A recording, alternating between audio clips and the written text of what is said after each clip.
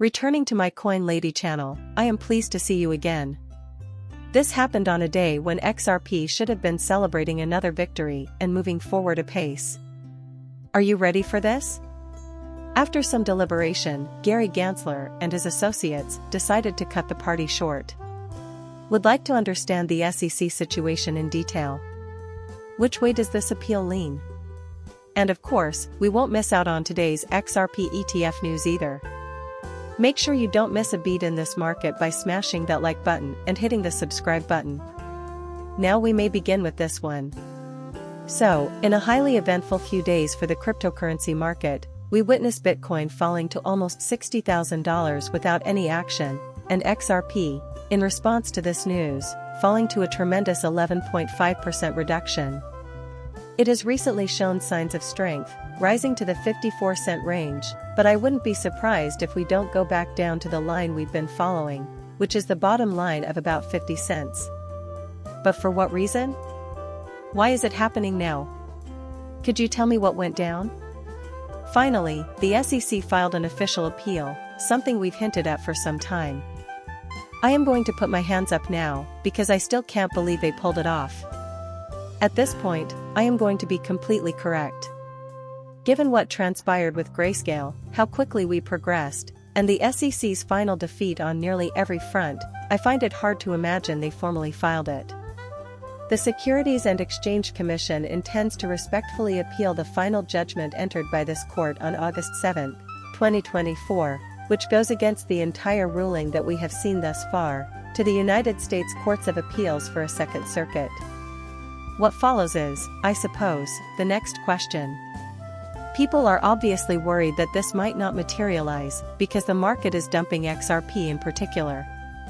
It is regrettable, but not surprising, that the SEC has decided to appeal, according to Stewart and Brad Garlinghouse's rather good opinion quote. The agency's shame is being further exacerbated by this. Since no charges of fraud were made, the court has previously dismissed the SEC's contention that Ripple acted irresponsibly. Before I read point 2, there were obviously no casualties or damage. What this means is that the SEC attempted to sue Ripple, the token XRP, Stewart, Eldertree, Chris Larsen, and Brad Garlinghouse, but ultimately dropped the case on all counts. Part of the reason for this is that some people think the original accusations were ridiculous.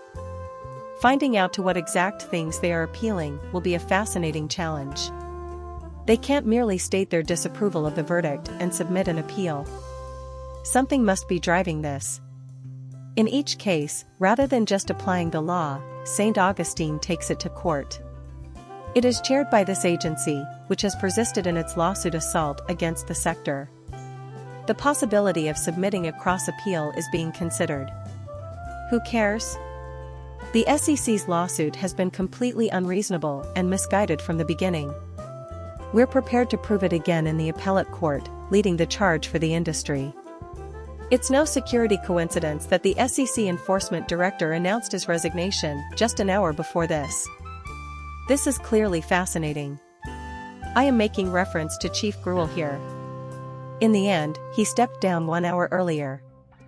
Was this done with the intention that the individuals involved can no longer bear the shame of losing these court cases?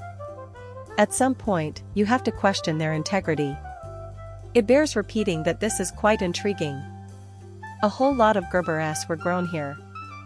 He was present on stage when Binance was sued, but he has now decided to step aside. Currently, they are just planning to replace him with an acting director. But it's fascinating that not only is there the possibility of an XRP ETF, but Gruber steps down and bang, the SEC throws that appeal out the window. This is fascinating. If Gensler and the SEC were reasonable, according to Brad Garlinghouse, they would have abandoned this lawsuit a long time ago. It has tarnished the SEC's credibility and image rather than safeguarded investors. And here's the strange, nearly double-edged sword: the SEC was intended to safeguard investors, including American investors. So, how many do you believe are shielded from harm by that red candle, especially in light of the SEC's announcement? Everything becomes somewhat murky after that. They must do it, but why? Moreover, I see it as nothing more than an attempt to quell the movement. A decline in the market has been observed. Everyone is on edge. Decrease in Bitcoin value to 60,500. In my view, the SEC is being cold and calculated, but the galling house continues by saying, let's be clear, we will fight in court for as long as we need. The rule of law states that XRP is not a security. Even with this ill-advised and frustrating plea, that remains unchanged. This is completely absurd, considering that the SEC made it plain during their failed attempt at an interlocutory appeal that they had no intention of contesting XRP's classification as a non-security. They were pleased, which is one of many things they didn't try to change.